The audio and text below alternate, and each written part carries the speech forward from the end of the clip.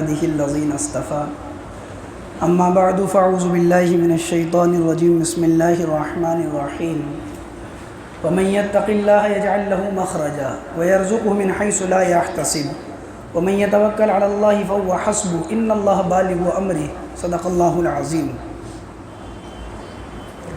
آج 28واں پارہ مکمل پڑھا گیا ہے۔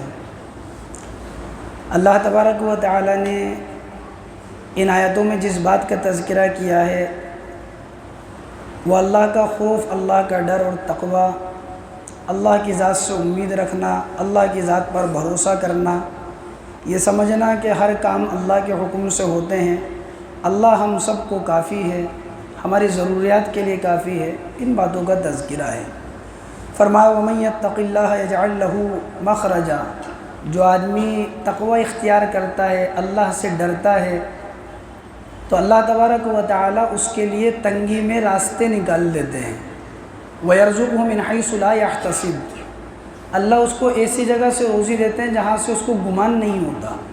وَمَن يَتَوَكَّلْ عَلَى اللَّهِ فَهُوَ حَسْبُهُ، جو اللہ کی ذات پر بھروسہ کرتا ہے اللہ اس کے تمام کاموں کے اندر کافی ہیں۔ اللہ ہی تبارک و تعالی کے چاہنے سے سارے کام ہوتے ہیں، ان اللہ بالغ امری، اللہ ہی کے چاہنے سے سارے کام ہوتے ہیں۔ اس آیت کا شان نزول یہ ہے کہ ایک صحابی تھے عوف بن مالک اشجعی رضی اللہ عنہ، تو ان کے جو بیٹے تھے ان کو دشمنوں نے گرفتار کر لیا، تو یہ بڑے پریشان تھے اس بات کو لے کر، اور ان کی جو اہلیہ تھی، ان کی بیوی جو تھی وہ بھی بڑی پریشان، بڑی بے چین تھی اس بات کو لے کر۔ تو یہ صحابی اللہ کے نبی علیہ السلام کے پاس تشریف لے کر آئے اور اللہ کے نبی علیہ السلام سے فرمانے لگے کہ دشمنوں نے میرے لڑکے کو قید کر لیا، اور بڑی بے چینی کا عالم میں آپ علیہ السلام سے فرمانے لگے کہ آپ کیا کریں ہم؟ اللہ کے نبی علیہ السلام نے فرمایا تم لا حول ولا قوت الا باللہ، اس کو کثرت سے پڑھو۔ کیا فرمایا؟ لا حول ولا قوت الا باللہ، اس کو کثرت سے پڑھو۔ یہ صحابی فرماتے ہیں کہ میں اور میری اہلیہ ان کلمات کو بہت کثرت سے پڑھنے لگے۔ اللہ تبارک و تعالیٰ کا کرنا یہ ہوا کہ وہ جو دشمنان اسلام تھے جنہوں نے قید کیا تھا وہ تھوڑا غافل ہوئے اور وہ کسی طرح وہ قید سے چھوٹ کر آ گئے۔ آپ علیہ السلام کو ان صحابی نے کارگزاری بتائی کہ آپ نے جو عمل بتایا تھا کہ اللہ تبارک و تعالیٰ نے ہماری یہ مدد فرمائی۔ اللہ اسی کا تذکرہ کرتے وَمَن يَتَّقِ اللَّهَ، جو اللہ سے ڈرتا ہے يَجْعَل لَّهُ مَخْرَجًا، اللہ اس کے لیے تنگی کے اندر راستے نکال دیتے ہیں۔ دنیا آخرت کی کوئی سی بھی مصیبت، کیسا بھی غم ہو، جو انسان تقوی اختیار کرے گا اللہ اس کے لیے راستے نکال دیں گے۔ تقوی جو ہوتا ہے وہ تمام چیزوں کی جڑ ہے، بنیاد ہے۔ انسان کی زندگی کے اندر تقوی آ جاتا ہے تو ساری زندگی کے اندر انسان کے خیر اور بھلائی آ جاتی ہے۔ اس لیے انسان کے دل کے اندر اللہ کا ڈر، اللہ کا خوف پیدا ہو جائے، یہ سب سے بڑی چیز ہے۔ صحابہ کرام رضوان اللہ تعالی اجمعین کے زمانے کے اندر اور بعد کے زمانے کے اندر جب دین کی محنت عمومی طور پر تھی، تو دین کی محنت عمومی طور پر تھی تو لوگوں کی زندگی میں دین بھی عمومی طور پر تھا، ہر ایک کی زندگی کے اندر دین تھا۔ ایسا نہیں تھا کہ صرف خاص لوگوں کی زندگی میں دین ہو، ایسا نہیں تھا، بلکہ بادشاہ ہے تو بادشاہ کی زندگی کے اندر دین تھا، رعایا ہے تو رعایا کی زندگی کے اندر دین تھا، بوڑھا ہے تو بوڑھے کی زندگی کے اندر دین تھا، عورت ہے تو عورت کی زندگی میں دین تھا، غلام ہے تو غلام کی زندگی میں دین تھا، حتیٰ کہ جنگل کے اندر بکریوں کو چرانے والا چرواہا اس کی زندگی کے اندر بھی اللہ کا خوف اور اللہ کا ڈر تھا۔ ابن عمر رضی اللہ عنہ ایک مرتبہ سفر پہ جا رہے تھے تو آپ نے دیکھا کہ جنگل کے اندر ایک چرواہا ہے جو بکریوں کو چرا رہا ہے، تو حضرت ابن عمر رضی اللہ عنہ نے دیکھا کہ چرواہا بکری چرا رہا ہے۔ آپ اپنے ساتھیوں کے ساتھ جنگل میں رکے تاکہ کچھ تھوڑی دیر آرام کریں اور کچھ کھانا پینا کر لیں۔ آپ نے فرمایا اس چرواہے سے کہ بھائی آؤ ہمارے ساتھ تھوڑا کھانا کھا لو، تو وہ چرواہا کہنے لگا کہ میرا تو روزہ ہے۔ کیا کہنے لگا؟ میرا تو روزہ ہے۔ بہت تعجب ہوا کہ ایک چرواہا جو غلامانہ زندگی گزار رہا ہے جنگل کے اندر، دھوپ کے اندر، بیابان کے اندر، وہ کہتا ہے کہ میرا روزہ ہے۔ آپ نے کہا کہ اس کو آزمانا چاہیے۔ آپ نے فرمایا تیرے پاس جو بکریاں ہیں ان بکریوں میں سے ایک بکری ہمیں دے دے تاکہ ہم اس کو ذبح کریں اور اس کو بنائیں، رات کو تو بھی ہمارے ساتھ افطار کرنا۔ تو وہ چرواہا کہنے لگا یہ بکریاں میری نہیں ہیں، بلکہ میرے مالک کی یہ بکریاں ہیں۔ آپ نے فرمایا کہ جنگلوں میں ایسا ہوتا ہے کہ بھیڑیا بکریوں کو لے جاتا ہے، تو اپنے مالک سے کہہ دینا کہ ایک بکری کو بھیڑیا لے گیا۔ فرمایا میں اپنے مالک سے تو کہہ دوں گا فَأَيْنَ اللَّهُ، اللہ کہاں چلے جائیں گے؟ اللہ کو کیا جواب دوں گا؟ اللہ کا جب میرے سامنا ہوگا اور جب یہ سوال ہوگا کہ اس بکری کا کیا ہوا، تو اللہ کو کیا جواب دوں گا؟ مالک کی نظروں سے تو ہو جائے۔ یہ زندگی کے اندر دین ہر ایک کی تھا عمومی سطح پر، جب دین کی محنت ہو رہی تھی ہر ایک کو، بادشاہ خلیفہ وقت حضرت عمر رضی اللہ عنہ تپتی ہوئی دھوپ کے اندر جا رہے ہیں، حضرت عثمان رضی اللہ عنہ اپنے گھر پر اپنے بالا خانے کے اندر کھڑے ہیں اور دیکھ رہے ہیں کہ دور سے کوئی شخص آ رہا ہے، لیکن پہچان نہیں پا رہے، کافی دور تھے۔ جیسے قریب آئے دیکھا تو امیر المؤمنین حضرت عمر رضی اللہ عنہ، جیسے اور قریب آئے تو آواز لگائی اپنے بالا خانے سے، فرمایا کہ امیر المؤمنین اس دھوپ کے اندر آپ کہاں جا رہے ہیں؟ فرمایا کہ عثمان بیت المال کے 2 اونٹ گم ہو گئے، میں ان اونٹوں کو تلاش کرنے جا رہا ہوں۔ فرمایا امیر المؤمنین اتنی تیز دھوپ ہے، آپ اس دھوپ کے اندر نکلے ہیں، امیر المؤمنین دھوپ ڈھل جاتی، سایہ آ جاتا، تب آپ اونٹوں کو تلاش کر لیتے۔ فرمانے لگے نہیں عثمان، مجھے ابھی یہ اونٹ تلاش کرنے ہیں۔ فرمایا امیر المؤمنین آپ ایک کام کریں، میرے گھر کے اندر داخل ہو جائیں، میں اپنے غلام کو بھیجتا ہوں آپ کے اونٹ بیت المال کے تلاش کرنے کے لیے۔ فرمایا عمر رضی اللہ عنہ عثمان مجھے یہ بتا، قیامت میں جب اللہ ان اونٹوں کے بارے میں سوال کریں گے تو عمر سے سوال کریں گے یا عثمان کے غلام سے سوال کریں گے؟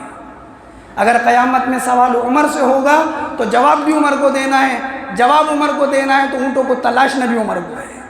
تقویٰ ہر ایک کی زندگی کے اندر تھا۔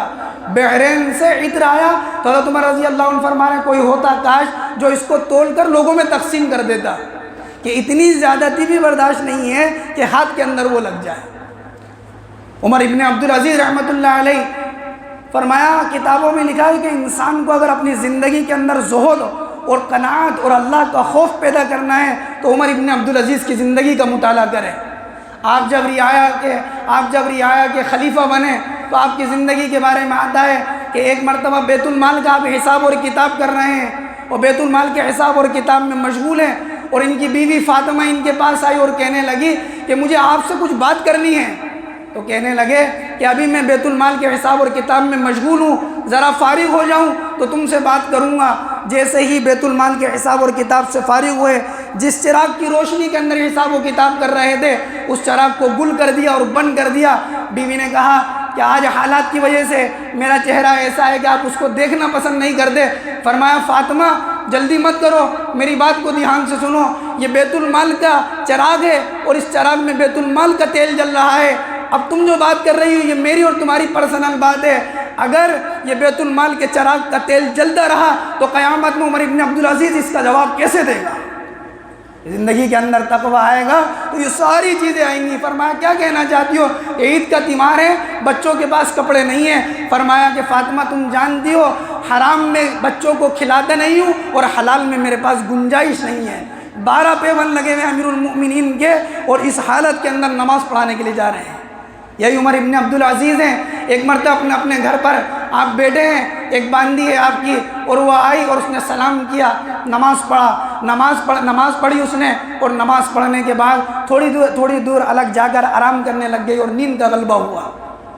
احیاء العلوم میں لکھا ہے کہ وہ باندی کہ سو رہی ہے اور اچانک اٹھی اور اس کی آنکھوں سے آنسو بہہ رہے ہیں۔ حضرت عمر ابن عبدالعزیز کہنے لگے بھلی بندی تجھے کیا ہوا، یہ تیری آنکھوں میں آنسو کیسے ہیں، آخر تو کیوں رو رہی ہے؟ کہنے لگی کہ میں نے خواب دیکھا ہے اور خواب بڑا عجیب ہے۔ عمر ابن عبدالعزیز نے کہا کہ مجھے بتا تو نے خواب میں کیا دیکھا؟ تو کہا میں نے خواب میں جہنم کو دیکھا ہے اور جہنم کی چیخ اور پکار کو میں سن رہی ہوں، اور پل صراط کو لایا گیا اور جہنم کے اوپر بچھا دیا گیا۔ امیر المؤمنین اس کے اوپر جہنم کے پل کے اوپر سے عبد الملک بن مروان بادشاہ کو لایا گیا، تھوڑی دور چلا تھا اور جہنم کے اندر جا کر گر گیا۔ امیر المؤمنین رونے لگے۔ فرمایا بھلی بندی تو نے خواب میں اور کیا دیکھا مجھے بتا؟ فرمایا جہنم ہے اور اس کے اوپر پل بچھایا ہوا ہے اور اس کے اوپر ولید ابن عبد الملک کو لایا گیا اور وہ تھوڑی دور گزرا تھا کہ امیر المؤمنین وہ جہنم کے اندر گر گیا، اور زیادہ دار و قطار رونے لگے۔ عمر ابن عبدالعزیز فرمانے لگے بھلی بندی تو نے اور کیا دیکھا؟ فرمایا جہنم کا پل بچھا ہوا ہے، میں نے دیکھا امیر المؤمنین سلیمان بن عبد الملک کو لایا گیا، یہ بھی بادشاہ ہے۔ فرمایا کہ وہ تھوڑی دور چلا اور جہنم کے اندر گر گیا۔ حضرت عمر ابن عبدالعزیز کہنے لگے بھلی بندی اور کیا دیکھا؟ فرمایا امیر المؤمنین آپ کو لایا گیا، فرمایا امیر المؤمنین آپ کو لایا گیا. کہتے ہیں اتنا سننا تھا عمر ابن عبدالعزیز کہ یوں فرمایا کہ روتے ہوئے غش کھا کر زمین پر گر گئے، اور وہ بانوی آپ کے کان میں کہہ رہی تھی امیر المؤمنین اللہ کی قسم اللہ نے آپ کو نجات دے دی، میں نے خواب میں دیکھا ہے، اور آپ رو رہے ہیں اور اپنے پیر ایڑیوں پہ زمین پہ مار رہے ہیں. یہ بادشاہ وقت دین کی محنت ہوتی ہے، ہر ایک کی زندگی کے اندر دین آتا ہے. اللہ کہتے ہیں وَمَن يَتَّقِ اللَّهَ يَجْعَل لَّهُ مَخْرَجًا، جس کے دل میں اللہ کا خوف ہوتا ہے اللہ ہر راستے کے اندر، ہر تنگی کے اندر اس کے لیے راستے نکالیں گے. لا حول ولا قوت الا باللہ. اس کی برکت سے اللہ تعالیٰ نے قیدی سے آزادی دی. مجدد الفسانی رحمۃ اللہ علیہ فرماتے ہیں جب تمہیں کوئی حالات پیش آ جائیں دینی ہو یا دنیاوی ہو اور تم حالات میں گر جاؤ اور غم زدہ ہو جاؤ اور پریشان حال ہو جاؤ تو تمہیں چاہیے 100 مرتبہ درود پاک پڑھو اور 500 مرتبہ لا حول ولا قوت الا باللہ پڑھو، پھر 100 مرتبہ درود پاک پڑھو اور اللہ سے دعا کرو کہ ایسے ہی حالات ہوں اللہ ان حالات کو دور کر دیں گے. فرمایا کہ لا حول ولا قوت الا باللہ 70 بلا اور مصیبتوں سے اس کے اندر اللہ تعالیٰ نے نجات رکھی ہے. بعض کتابوں میں لکھا ہے لا حول ولا قوت الا باللہ اللہ تعالیٰ نے 99 بیماریوں سے اس میں نجات رکھی ہے، اور سب سے کم اور ہلکی بات یہ ہے اللہ غم کو دور کر دیتے ہیں. اللہ تعالیٰ عمل کی توفیق نصیب فرمائے.